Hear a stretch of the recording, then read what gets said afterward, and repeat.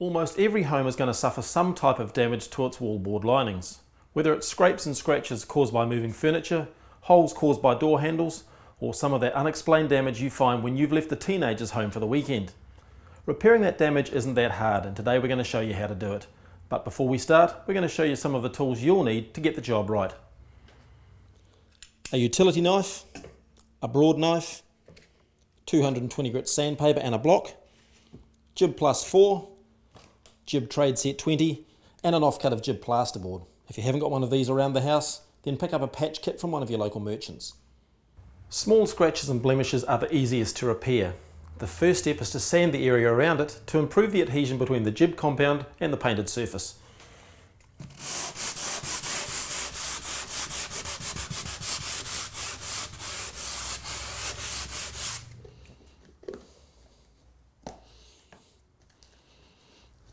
Get a small amount of plus 4 on your broad knife and carefully apply it to the scratch, removing any excess as you go. It's that easy. Now I'm going to wait for the plaster to dry before I come back and show you how to finish it. The plaster on this repair is dry. If this was a shallow crack, I could give it a sand in one direction before painting.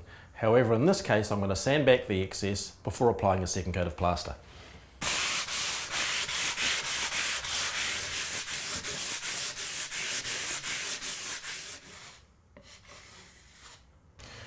Once again, remember to remove any excess. And now I'll wait for that to dry. I've waited 24 hours for the compound to dry. Now all I have to do is sand the area smooth, ready for decoration. Normally I'd use sandpaper, but in this case I'm going to use a dust-free alternative known as wet sanding. To do that, I'm going to use a damp sponge, wipe the area smooth, then wait 2 hours for the compound to dry before painting.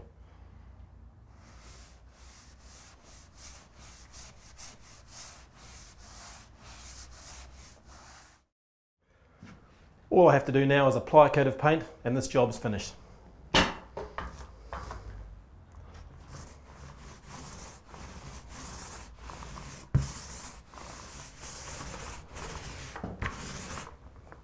Look at that, perfect.